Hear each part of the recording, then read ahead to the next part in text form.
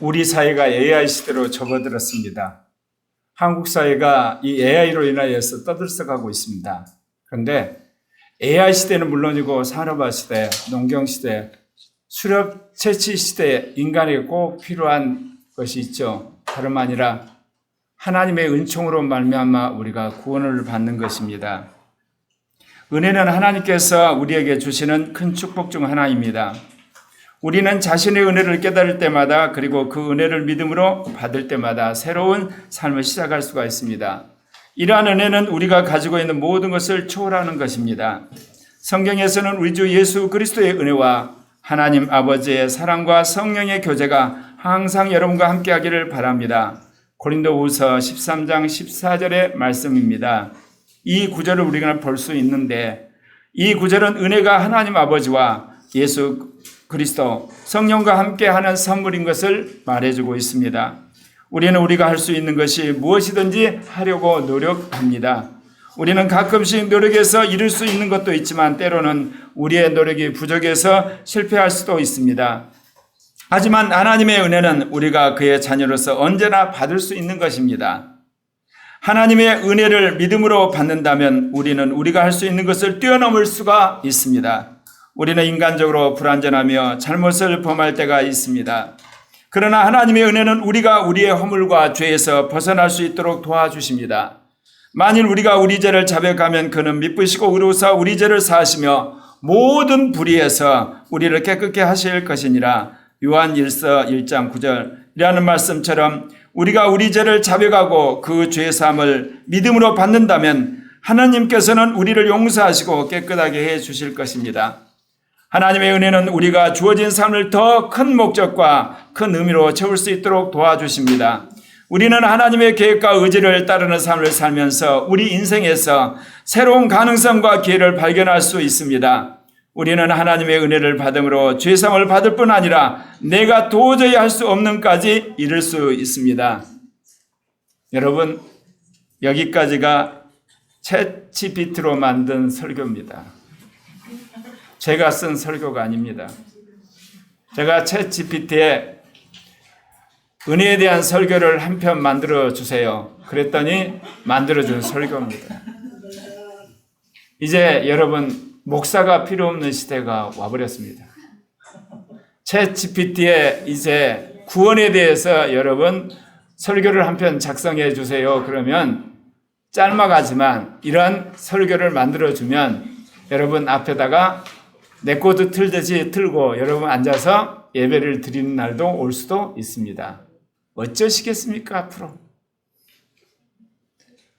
대면 예배 드리는 것도 싫다고 파자마 바람에 앉아가지고 비대면 예배 드리고 목욕탕에서 핸드폰 켜놓고 여러분 비대면 예배 드리고 여러분 기차 타고 가면서 비대면 드리는 예배에 이제 그 정도도 낫죠. 왜? 예배당에서 그래도 목사님이 설교를 하고 앉아서 대면 예배 드리는 사람이 있는데 우리는 사정이 그래서 핸드폰이나 인터넷으로 드리고 있다. 그래도 말은 되잖아요. 그런데 한 중앙에 누가 앉아 있어요, 이제. 여러분, 인조인간이 앉아서 설교를 한다고 했을 때 여러분 어떨 것 같아요? 대면 예배 드리러 누가 올 것 같아요? 안 드리죠. 예. 그러면 이제 교회는 어떻게 되는 겁니까? 여러분, 앞으로 인공지능이 더 이제 발달하게 되면 이보다 더 긴 설교도 이제 만들어주게 될 것입니다. 그러면 이제 예배당에서 설교하는 목사가 필요 없고 사람 모양의 인조인간이 앉아서 입술도 그럴싸하면서 제스처하면서 설교를 하게 되면 참 은혜가 되겠습니까? 골 때린 상황이 오고 있습니다. 이제 인공지능의 출현으로 반복적인 작업을 하는 정신노동자들의 직업을 다 잃어버리게 되었습니다. 무슨 이게 레포트를 쓰는 사람, 강의를 하는 교수들, 그 다음에 아이들을 가르치는 학원 강사, 그리고 여러분 숙제를 내주는 것도 무의미하게 돼버렸고, 그리고 모든 자료를 데이터를 분석하는 분석사도 그렇고, 증권의 객장에서 딜러들도 그렇고, 이제는 정신노동하는 모든 사람들이 실업자가 되는 시대가 오고 있습니다. 그런데 조금 있으면 이제 인조인간이 출현합니다. 결혼하지 않고 파트너 인조인간과 섹스를 하고 그 인조인간이 공장에서 일을 다 하고 그리고 식당에서 그 모든 더러운 그릇을 다 씻고 그리고 음식까지 만들고 인조인간이 이제 아예 차까지 운전을 하고 그리고 모든 물건도 이제 들었다 놨다 다 싣고 이미 물류센터에서는 인조 로봇이 모든 물건을 내리고 그리고 올리고 그 적지 않은 일을 실현하고 있습니다. 자, 그런데 이것이 기독교인이나 기독교 공동체에 시작된 것이 아니라 세상과 세상 사람들에 의해서 주도가 되었습니다.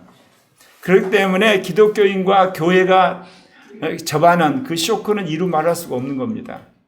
차라리 세상이나 세상 사람들은 자기들이 주도하기 때문에 그 안에서 흔히들 말하면 앞서가는 사람들이 있고 주도하는 사람들이 있고 이기는 자들이 있는데 물론 패배하는 자들이 있고 거기에 따라가는 자가 있고 실업자가 있지만 기독교는 완전히 소외되어 있다는 사실입니다. 왜 그랬을까요? 지난 500년 동안 우리가 성경으로 돌아가라 해서 열심으로 성경으로 돌아갔더니 성경으로 돌아간 것이 아니라 성경의 문화로 돌아가 버렸습니다. 그래서 정치든 경제든 사회든 문화든 교육이든 과학이든 IT든 인공지능이든 기독교인들은 씨가 말라버리는 그저 예배당에 예수 믿는 사람은 가득 채워지는 상황이 와버렸다 그 이야기입니다. 이제 이거 우리 깨트려야 되는 겁니다. 이제 기독교인들이 AI 시대를 주도하는 가장 앞서가는 선두주자들이 되고 또 그런 사람들이 돼야 되는 겁니다. 인공지능 시대에 정말 생각하고 고민해야 할 분들은 산업 현장에 있는 사람들이 아닙니다. 성경을 해석하고 가르치고 그리고 그를 설교하는 목회자들과 또 그것을 토대로 해서 신학을 세우고 전략을 세우는 신학자들입니다. 뿐만 아니라 이 산업 현장에서 일하는 기독교인들이 어떻게 하면 살아남을 것인가 정말 우리에게 고민이 다가오고 있는 것입니다. 여러분 인류 역사에서 아까 말씀드린 것처럼 수렵 채취 시대가 있었고 그 다음 농경 시대가 있었고 그 다음에 산업화 시대가 있고 이제는 정보화 시대가 왔습니다. 그 정점에 AI가 있습니다. 이 시대 기독교인들은 어떻게 살아야 될까요? 여러분 슈퍼컴퓨터가 누구시죠? 하나님이십니다. 그 하나님과 더불어 살아가는 크리스찬들 생각만 바꾸면 AI 시대에 가장 두각을 나타낼 수 있는 사람들이 크리스찬들입니다. 왜 그러냐면 우주 만물을 창조하시고 이 모든 역사를 주관하신 분이 그리스도 안에서 우리 안에 성령으로 와 계셔 우리를 도와주시는데 왜 우리는 세상 사람보다 이렇게 뒤처져져 가지고 종말을 생각하면서 주님 오심을 기다리는 그야말로 어떻게 보면 폐쇄적이고 그리고 굉장히 염세적이고 패배적인 인간들이 되어버렸습니까? 그거는 교회 목회자들이 신학자들이 지도자들이 잘못했기 때문에 그렇습니다. 예수 믿고 나 하나 구원받으면 됐다는 잘못된 생각 때문에 세상을 그대로 세상 사람들한테 맡겨둬 버린 겁니다. 근데 그들은 생존하기 위해서 돈을 벌기 위해서 권력을 잡기 위해서 세상을 지배하기 위해서 목숨을 걸고 인조인간을 만들고 인조지능을 만들어낸 겁니다. 이제 우리가 그 현장 속에 다시 들어가야 되고 그들과 싸워 이겨내야 되는데 여러분 크리스찬들이 이러한 AI 시대에 여러분 사는 데서 불리할까요? 여러분 유리할까요? 우리가 얼마나 유리한지 모릅니다. 여러분 그런 거 아셔야 됩니다.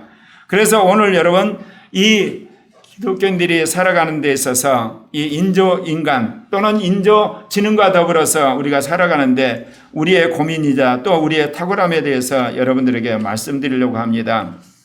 첫 번째는 인공지능 시대에 적합한 사람은 메타인지에 뛰어난 사람입니다.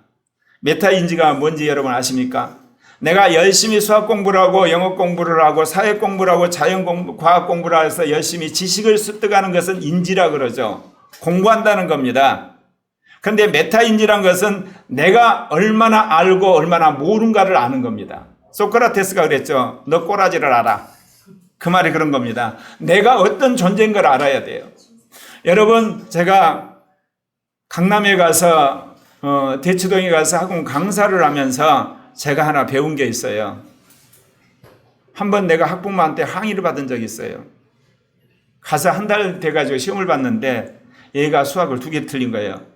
저는 못 모르고 학부모가 둘이 틀려가지고 나한테 항의하러 온 것도 모르고 2개 틀렸던 게 잘했네요 그랬더니 학부모가 쌍심지를 키고 아니 잘했다고요? 선생님이 지금 제정신으로 말씀하시는 겁니까?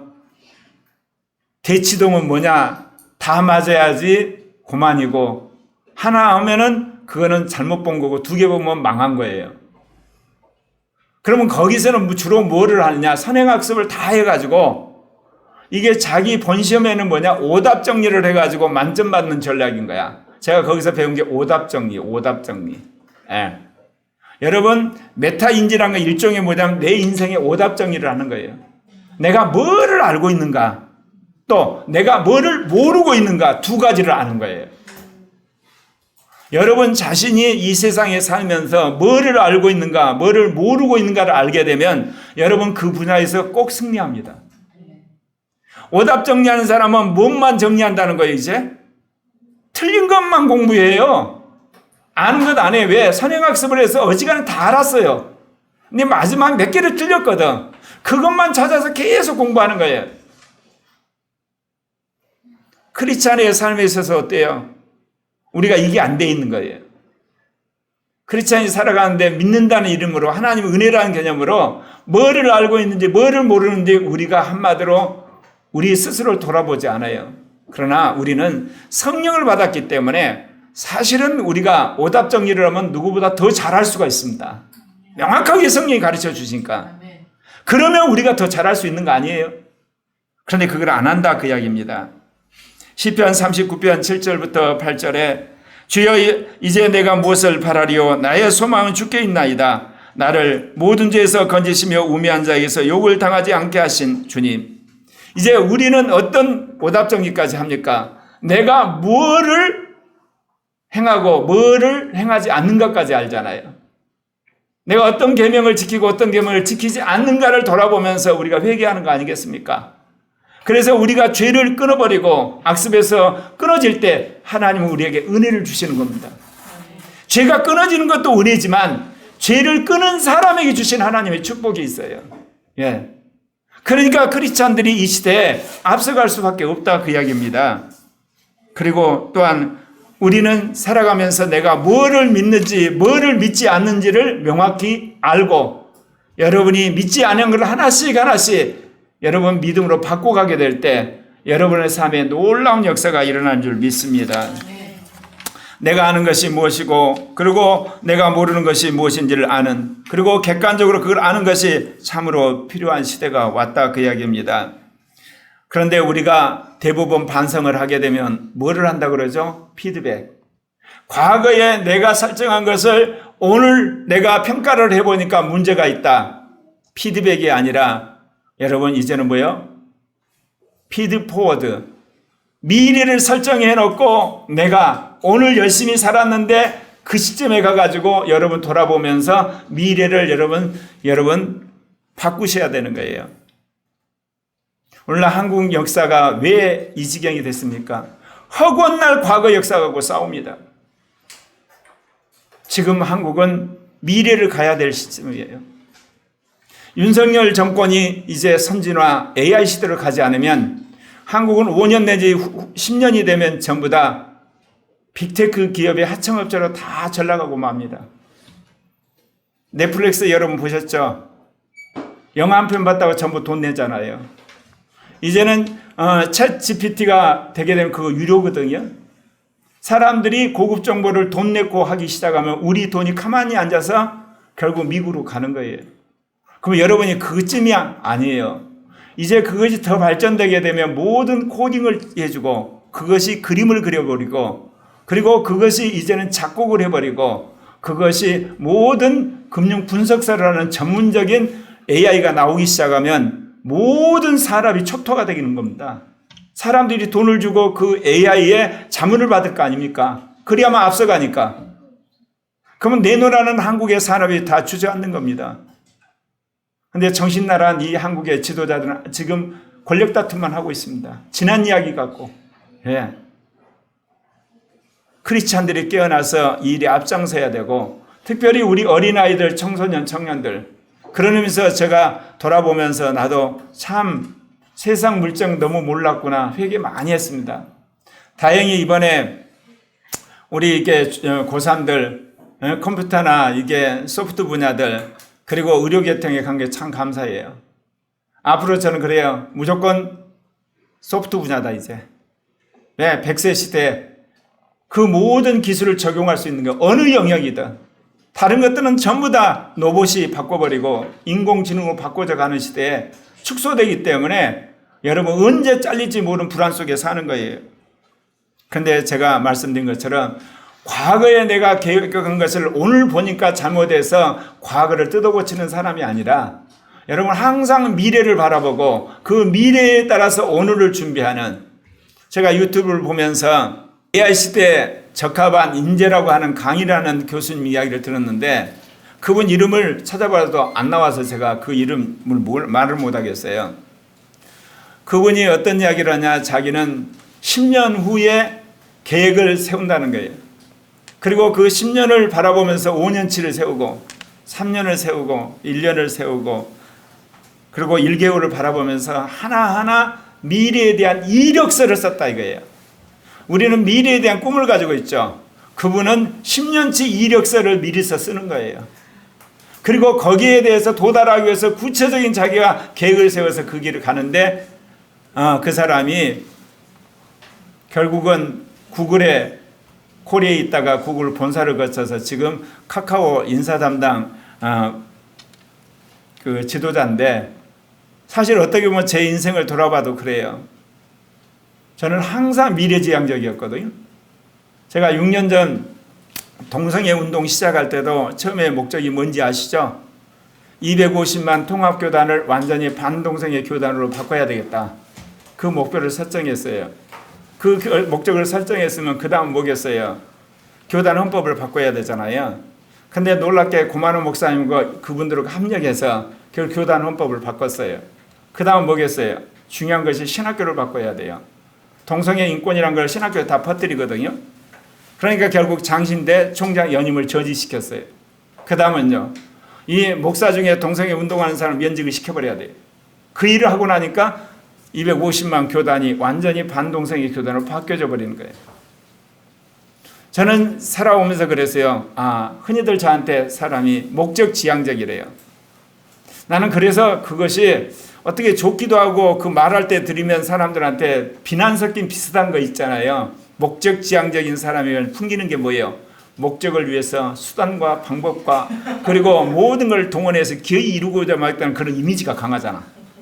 근데 이게 AI 시대 미래지향적인 인재 스타일인 거예요. 시대가 워낙 빠르기 때문에.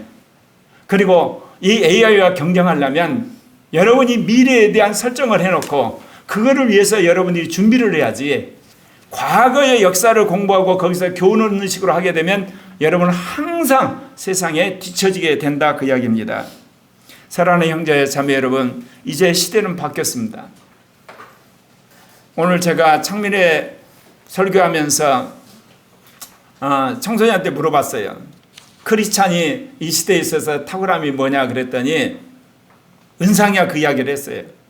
성령이 미래에 대해 가르쳐준다. 맞습니다. 여러분, 크리스찬은 성령을 통해서 미래에 대한 예언과 미래에 대한 말씀을 우리가 들었어요. 그러면 그 말씀을 믿고 아까 말한 것처럼 우리 인생을 설계해 가게 되면 우리가 앞서가게 돼요. 그런데 참 비극적인 것은요, 분명히 성경의 종말에 대한 말씀 우리가 믿는다 고백해놓고 실제로는 안 믿는 거예요. 네, 아까 말했죠. 10년 계획을 세워놨으면 10년 계획이 아니라 그 이력서야. 10년 후에 줄을 쓰고 그 다음에 9년 거, 8년 거, 5년 거, 3년 거, 1년 거, 6개월 거, 3개월 거, 그거를 세월을 하나씩 하나씩 이뤄가는 그런 식의 미래에 대한 세망이 크리스찬 데가 없어요. 뭐냐? 주님 오신대. 그때 나 휴거 갈 거야. 그거 알아서 뭐 할 거예요? 몰라도 휴거해요. 알아도 휴거 못한 사람 있고 해. 말씀대로 못 살면, 성령 안에 순종하지 않으면 알아도 지옥 가요. 몰라도 그 말씀대로 산 사람은 천국 가는 거고. 그렇다면 아는 우리로서는 뭐를 해야 되겠습니까? 거기에 합당한 삶을 준비해야 되는 것 아니겠습니까? 그런 의미에서 우리가 이제 성령 안에서 성령 운동하는 교회로서 여러분 개인에 대한 미래 이력서를 쓰고 코리아 교회 미래에 대한 한마디로 계획서를 쓰고 한국 교회 개혁에 대한 미래의 전략을 세우고 하나씩 하나씩 여기서부터 실천해 나가는 우리가 되었으면 합니다. 고린도전서 2장 14절로부터 15절에 우리가 자주 읽었던 말씀이죠. 같이 읽겠습니다. 혼에 속한 사람은 하나님의 영의 일들을 받지 아니하나니 이는 그것들이 그에게는 어리석게 보이며 또 그는 그것들을 알 수도 없나니 그러한 일은 영적으로 분별되기 때문이라. 신령한 자는 모든 것을 판단하나 자기는 아무에게도 판단을 받지 아니하느니라. 그렇습니다.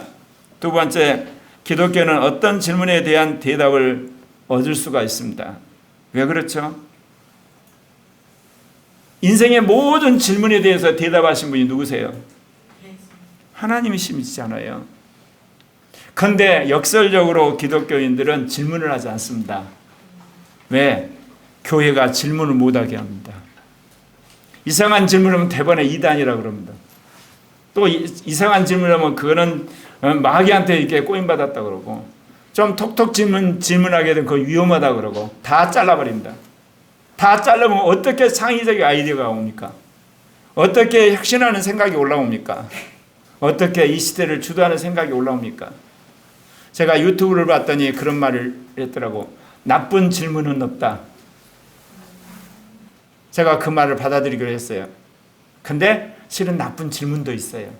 악한 질문도 있고 더러운 질문도 있고 선한 질문도 있고 좋은 질문도 있고 다 있거든요. 근데 여러분이 그런 질문을 하는 순간 안에서 성령이 대답하세요. 그런 생각하지 말아라. 우리가 이야기할 필요가 없어요. 목사님이, 판사님이, 그리고 선생님이 그거를 질문을 하자마자 나서서 그거 하지 말아 할 필요 없고 성령이 뭐라고 하시느냐. 제가 이야기했잖아요. 나라를 바꾸는 방법. 제가 1년 동안 전화 걸어서 한 일이 뭐냐. 너 육신으로 살았냐 영으로 살았냐. 뭐라고 이야기하면 성령이 원하시느냐 기뻐하시냐. 그 질문밖에 안 했어요. 제가 사람들이 저를 굉장히 영험하게 보는데 영험하지 않아요. 그 질문만 하고 있어요. 그러면 알아서 나라 안에 있는 성령이 대답을 다 하게 하세요. 그래놓고 돌아서면 육신적으로 오빠하고 싸우고 엄마한테 대들고 아빠 불순종하고 동생하고 싸우고 그러다가도 어때요? 싸우고 나면 성령이 또 누구한테? 나라한테. 너 왜 엄마 말 안 들으냐? 동생하고 싸우냐? 왜 아빠 말 안 듣냐? 오빠한테 대드냐? 또 언제 자기가 찔리니까 방에 들어가서 자기가 회개를 하죠. 그거를 계속 하다 보니까 바뀌는 거예요, 여러분. 이제는 엄마 아빠들이 계속 하라 마라 하는 이야기 할 필요가 없어요. 제일 중요한 건 뭐예요? 성령을 받게 하는 거예요. 그래서 성령이 그 사람을 간섭하게 하셔야 돼요. 오늘 말씀이 어때요? 성령이 오시면 뭐 한다고 그랬습니까? 죄, 심판 세 가지였다. 뭐가 죄인지 지적하세요. 그리고 뭐가 은지를 가르쳐 주세요. 그 다음에 세상 것은 무조건 심판받는다는 말씀을 하시는 거거든요. 그러니까 크리스찬이 이 땅에서 승리할 수밖에 없어요. 모든 사람을 안에 슈퍼 컴퓨터인 성령이 계시니까 이긴 줄 믿습니다. 근데 그거를 작동을 안 하면 아무 소용이 없어요. 안 그렇습니까? 그것이 뭐예요? 영의 음성을 듣는 거예요. 은사를 사용하는 거예요. 영의 법으로 사는 거예요. 그분의 말씀에 순종하는 거예요. 그럴 때 여러분이 탁월한 사람이 되는 거예요. 그런 하나님의 놀라운 축복이 우리에게 있다 그 이야기입니다. 사랑하는 형제 자매 여러분, 이제 그런 의미에서 우리 교회 문화도 바뀌어야 됩니다. 여러분들이 나서서 어떤 윤리적이고 도덕적인 것을 이야기를 하면서 상대방을 뜯어고치려고 하지 마세요. 주님이 뭐라고 하시는데요? 질문 한마디만 하면 돼요. 그 사람이 주님을 믿지 않고 세상으로 가서 멸망으로 가기로 작정한 이상 어쩔 수가 없지만 그러지 않는 한 그 안에서 끊임없이 주님을 말씀하시는 거란 거예요. 그리고 여러분이 기도하시면 돼요. 그리고 나중에 그분이 이제 도움을 요청할 때 말씀하시면 된다 그 이야기입니다. 또한 기독교인들은 노동 후에 하나님 앞에서 안식을 즐기는 겁니다. 수많은 창의적인 사람들의 특징이 있어요. 여러분 육체 노동한 사람은 끊임없이 일하고 그냥 좀 쉬었다 또 일하고 그러잖아요. 정신 노동하는 사람도 그렇죠. 사실 제가 어떻게 보면 생각해보면 창의적 인생을 살아왔는 거 봐요. 제가 이렇게 설교를 준비하다가 또는 신학적인 글을 쓰다가 막히면요, 제가 사실 딴짓을 해요. 주로 뉴스를 제일 많이 보는데 피곤하면 누워있고 아니면 그거 전혀 관계없는 책을 읽고 그러거든요. 내가 그렇게 한 이유가 있어요. 여러분, 창의적인 아이디어는 휴식할 때 여러분 생기는 거예요. 열심히 운동하는 사람들의 근육이 언제 생긴지 아세요? 근육을 키우려고 열심히 운동하는 사람 있잖아요. 매일. 고간 사람 이야기해 보세요. 매일 운동하던데. 예, 휴식할 때 생겨요. 여러분, 놀라운 창의적 아이디어가 언제 생긴 줄 아세요? 휴식할 때 생겨요. 그 생각이 딱 떠오르면 이제 가서 데스크 가서 그 작업을 하는 거예요. 창의적 아이디어는 휴식할 때 생기는 거예요. 그런데 여러분, 일주일에 한 번씩 휴식하고 주님 만드신 게 있죠? 주일날이에요.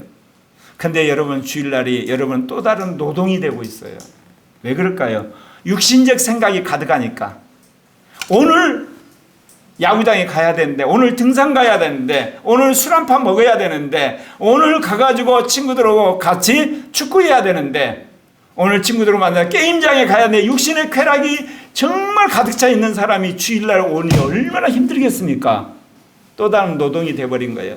그러나 정말 주를 사랑하는 사람이 주일날에 어때요? 내가 오늘 가서 주의 말씀을 듣고 성령 충만을 받고 내가 정말 주님으로부터 계시를 받아야 되겠다. 그런 사람은 주일날이 안식일이 되는 거 아니겠어요?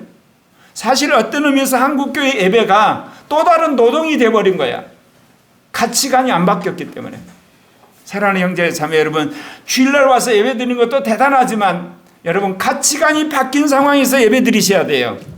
그래야지 예배 드리는 게 신나고 즐겁고 감사하고, 그래서 영감이 팍팍 오고, 그래서 일주일 동안 여러분 고민했던 문제가 여러분 주일을 지나고 나서 월요일날 갔더니 쨍! 여러분 안에 아이디어가 떠오르면서 해결이 되고, 그리고 여러분이 열심히 기도를 했는데 그때 어떤 사람하고 화해하게 되면서 문제가 풀리게 되는 거고, 그 맡겼던 거래처에서 갑자기 어음이 아니라 현금을 보내주는 거고, 그런 하나님의 역사가 안식 때 일어난다니까요. 그런데 안식일이 또 다른 노동이 되어버렸으니 이를 어찌할꼬? 가치관 바꾸시길 바랍니다. 우리 어린아이들, 청소년, 청년들 지금 가서 열심히 시험 공부해야 되는데, 수학 공부해야 되는데, 영어 공부하는데 곧다고 생각하지 마시고, 내가 지금 안식하는 가운데 하나님의 영감을 받고 창의적인 영감을 받고 하나님으로부터 정말 놀라운 지혜를 받고, 그리고 육체적으로 피곤함을 내가 쉬고 있다, 영 안에서. 그래서 비록 어떻게 보면 인간적으로 손해일지라도 이것을 이제 주님 앞에 영광을 돌리고 정말 이제 본격적으로 공부하게 될 때 하나님이 나를 붙들어 주실 거다, 그런 믿음으로 사는 여러분 되시길 바랍니다. 이게 AI 시대의 크리스찬이 승리하는 비결이라니까요. 왜냐하면 창세기 2장 3절에 뭐라고 그러냐면, 하나님이 그 일곱째의 날을 복되게 하사 거룩하게 하셨으니 이는 하나님이 그 창조하시며 만드시던 모든 일을 마치시고 그 날에 안식하셨습니다. 복되게 했대, 일곱째 날을. 여러분은 또 다른 노동의 날로 생각하고 또 다른 곤욕의 날로 생각하는데 하나님이 일곱째 날을 복되게 했단 말이 이 말이에요. 또 거룩하게 구별되었다. 하나님과 교제하는 날, 성령이 임재하는 날, 여러분의 삶이 바뀌는 날, 그 삶의 변화의 실제적인 것은 평일날 나타나요. 아시겠습니까? 열심히 운동을 했는데 근육은 잠잘 때, 안식할 때 만들어지고, 열심히 노력하다 쉴 때 갑자기 창의적 아이디어와 여러분의 인생을 바꾸는 그런 기가 막힌 특허가 생각나게 되는 거예요. 세계를 뒤집어 받는 그런 어떤 논문이 써지게 되는 거고, 저도 마찬가지예요. 내가 54년을 가슴에 품고 이 물리학 논문을 써오는데 여러분, 아이디어가 하나인 줄 아세요? 수십 가지 아이디어가 섞어서 그 논문을 썼거든요. 근데 언제 그게 썼냐? 열심히 연구할 때 써진 게 아니에요. 갑자기 이제 차 몰고 가다가 그 생각이 나는 거예요. 그러면 가서 하나 깨닫고, 그래서 수십 가지가 모아져서 제 논문이 만들어진 거예요. 왜냐하면 논리적으로 설명을 해야 되니까. 결론은 알고 있었는데, 사랑하는 형제 자매 여러분, 21세기 기독교인들이 AI 시대를 주도하려면 주님 안에서 안식하는 법을 배우시길 바랍니다. 그래서 예배 드리는 거, 기도하는 거, 여러분 성령 집회하는 거 인식이 바꾸셔야 돼요. 개가 개목걸이에 끌려서 주인한테 왔던 그 잘못된 가치관. 왜? 그 시간에 내가 그 시간에 내가 육신적으로 살고 그 시간에 세상 속에서 살고 싶은데 내가 여기 왔다. 그 사람은 천국 가면 다행이에요. 가치관을 바꾸셔야 돼요. 나에게 하나님께서 이 놀라운 특권을 주셨고 하나님이 나에게 성령의 기름 부음을 주시고 나에게 육체적인 모든 피곤을 소송시키고 이제는 정신적으로 또 영적으로 나에게 하나님께 은혜를 주실 걸 믿습니다. 그런 마음, 그런 가치관을 오게 될 때 여러분은 세상을 이기는 AI 시대를 이기는 크리스찬이 될 줄 믿습니다. 네 번째는 기독교인은 다양성을 통합하는 능력을 가지고 있어요. 여러분 유대인들이 왜 세계적으로 노벨상을 다 휩쓸죠? 여러분 저번에 우리 같이 그 유튜브 봤죠? 뭐 때문에? 에? 하브르타 봤죠? 토론에 있는 게 아니에요. 그러면 토론하는 그 대학은 다 명문대학 되겠네? 토론을 도입한 학교는 그야말로 가장 앞서가는 대학이 되겠네요? 아니에요, 여러분. 성경에 있어요. 성경 참 오는 책인데? 성경 그 골 때린 책인데? 성경 그 옛날 책인데? 지금 목사님 뭔 이야기 하시는 거예요? 뭐 다양성을 통합하는 능력? 여러분 성경을 읽으실 때 여러분 성경을 글자만 읽으셔요. 성경을 성경에 쓰여진 의도대로 읽으셔야 돼요. 66권을 여러분이 제대로 읽으시면 여러분 뇌가요 완전히 트위스트를 태요. 요한계시록은 환상이잖아. 미래잖아. 그러면 여러분 과학적 훈련을 받은 사람 요한계시록을 읽을 때 어떤 일이 벌어지겠어요? 도무지 모르겠다 야 이게. 뭐 이런 일이 있어. 이런 식이 안 나오겠어요? 그래도 그걸 성경이라 그러니까 이해하려고 하니까 한번 이게 쇼크가 오죠. 또 어때요? 바울서신 같은 거 보면 모든 죄는 십자가에 못 박고 거룩하게 살아가니 아무리 하고 날 노력해도 자기는 거룩하게 못 살고 밤낮 죄 짓는데 그걸 보면서 얼마나 자기가 또 스트레스를 받겠어요. 말하자면 부담을. 그러지 예수님 복음서를 읽으면 예수님이 죽은 자를 살렸대. 뭐 이런 책이 있어. 자기 사고 구조에서 그거를 이해하려고 받아들이려고 하니 여기서 쇼크 여기서 쇼크 여기서 쇼크 여기서 쇼크 그래가지고 대머리가 되고 만다니까. 이게 다양성인 거예요. 제가 성경 66권을 이해하는데 얼마나 고통 겪은지 아세요?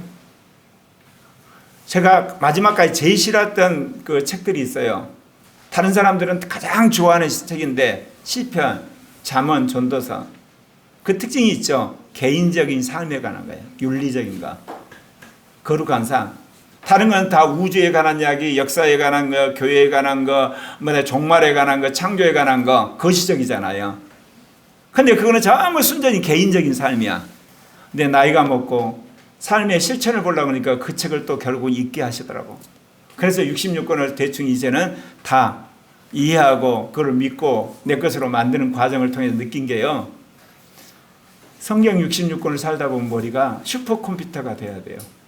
그래야 이해되는 거예요. 근데 우리는 내 얘기 노마사 아멘 고린도서 모르겠어 계시록 덮어놔 이렇게 성경이 아무 소용없는 거예요. 여러분. 성경을 읽을 때 이해 안 되면 왜 이해 안 되는가 주님한테 물어야 돼요. 내가 이렇게 돌대리가리가 되겠습니까 주님? 내 머리를 컴퓨터로 좀 만들어 주세요. 그러면서 읽어야 돼. 어느 날 그게 열린다니까. 아멘. 왜 그거 구했으니까. 창세기 도대체 누구 말이 맞는 거예요? 창세기 해석이 10대까지가 되는데 그러면 주님은 10대번 창조하셨단 말입니까? 말이 안 되지 않습니까? 왜? 10대까지 창조론이 있으면 15번은 창조해야 되지 않습니까? 이럴 리는 없다. 그러면 하나님 그 사람이 창조의 비밀을 주시지 않겠습니까? 종말론도 그래요. 계시록 해석이 너무 달라. 그러면 주님 종말은 대여섯 번 와야 되는 겁니까? 이럴 수는 없지 않습니까? 왜? 하나잖아 종말은. 그 믿음 가운데 계속 구하면 하나님 지혜를 주신다니까. 제가 살아온 인생이에요. 계시록을 보면 뭐 전천년이 후천년이 있고 또 세대주의 전천년이 있고 또 뭐더라? 무천년도 있고 뭐 이렇게 천년이 4개나 있습니까 이거? 말이 안 됩니다. 저는 말이 안 된다야. 그러니까 주님 말이 되도록 가르쳐 주시더라고. 사랑하는 형제의 삶은 우리가 다양한 여행을 하고 그리고 다양한 책을 읽고 그리고 다양한 사람 만나는 것은 말할 것도 없이 좋은 거예요. 근데 그렇다고 해서 이 시대에 AI를 능가하는 창의적 사람이 만들어진 거 아니에요. 통합하는 능력이 있어야 돼요. 그거를. 근데 그 훈련은 크리스찬이면 성경 갖고 할 수가 있어요. 그러면서 이 잘못은 다 목사들이 잘못한 거예요. 네. 예수를 믿으면 구원한다는 구원론 갖고 창세부터 계시가 다 읽어버려. 사실은 다 들러리 쓴 거야. 로마서만 아멘이고 나머지는 다 들러리 쓴 책이야. 읽나 마나 똑같은 거예요, 여러분. 그렇게 읽으면 안 돼요, 여러분. 그래서 크리스찬이 성경을 정직하게 읽고 그 성경 안에서 이해하고 믿고 그걸 살려고 발버둥치는 순간에 여러분이 다양성을 통합하는 말하자면 66권의 도서관을 여러분이 완전히 흡수해가지고 그거를 완전히 이해하는 사람이 되는 순간 여러분은 놀라운 통합 능력이 생기는 사람이 되는 거예요. 그런 사람이 다양한 인종들과 같이 여러분 대화를 하는데 대화가 안 되겠습니까? 다양한 문화 이해하는 거 이건 너무너무 쉬운 거예요.